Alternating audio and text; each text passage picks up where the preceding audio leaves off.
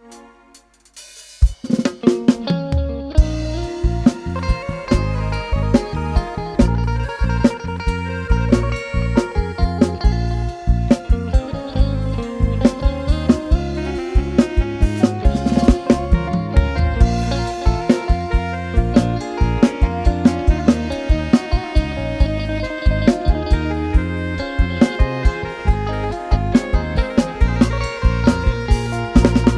าวเมืองปากสันดังสวรรค์ปั้นแต่งหลงฮักหลงแยงแม่แก้มแดงลาวัน สาวเมืองใดใสจะมาเทียมทันสาวเมืองปากสันขอฮักมันสิได้บ่ ชาวเมืองปากสันบ่มีไผนั้นมาแต่งหัวใจน้องแหวงบ่มีไผแต่งมาขอหากน้องจริงน้องก็จะรอวันใดอ้ายพอให้มาสู่ขอวิวาห์ น้ำสันยังไหลห่วงน้ำคองดังอ้ายหักน้องหักนางล้นอุลา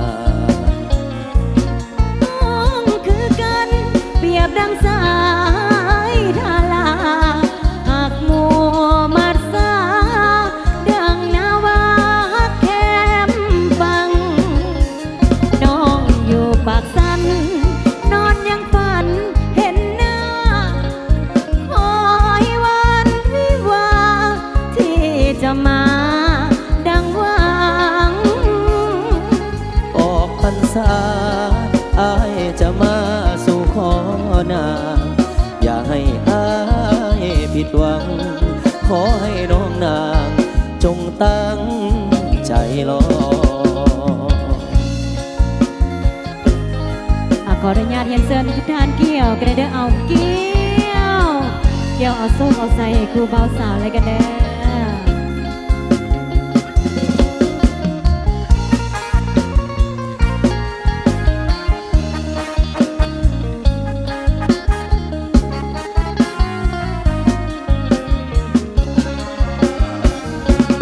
น้ำสันยังไหลห่วงน้ำคองดังอ้ายหักน้องหักนางล้นอุลา น้องคือกันเปรียบดังสายทาราหากมัวมัดสาดังนาวาฮักแคม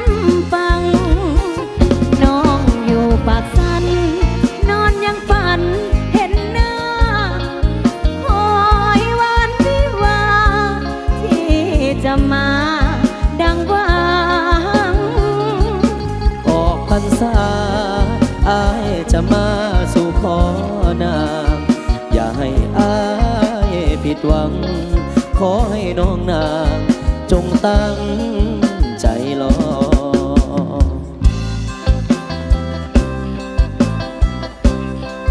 ขอให้เชิญทุกท่านเกี่ยวกันอีกรอบเลยเด้อ เอามอบให้ส่งผลงานเพลงเลยกันเด้อ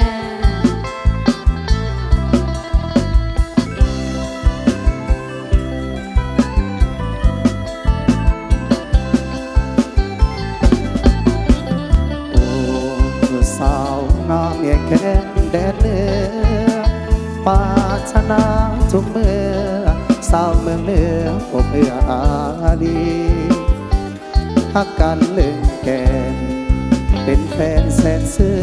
สุขีถ้อยคำน้องเอ่ยว่าทีเหมือนมีหมดทางฟังใจ เบาเตยเย้ยได้ปากหวานเอาน้ำตาลมาหวานปล่อยคำหวานให้ดงลงเลยยันเอ้ยบ่แน่เพียงแต่มาลองใจให้มีพยานสองฝ่ายมันหมายนับวัน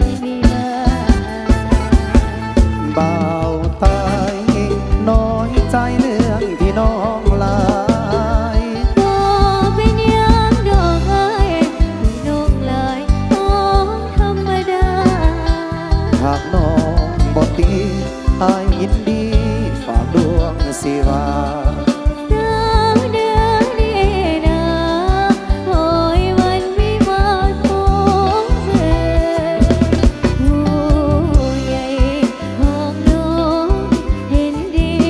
บังเคยเมืองไทย พ่อแม่ของอายอยากได้สะพายเมืองเหนือมีโอกาสแล้ว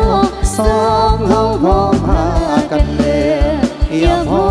เธอเจียงเหนือแล้วเมืองไทยอย่าแม่อย่ามาโล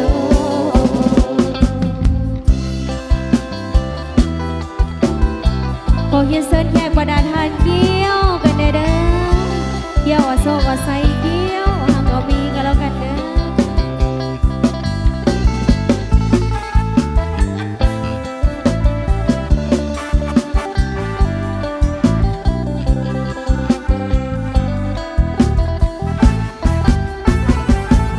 บ่าวตาย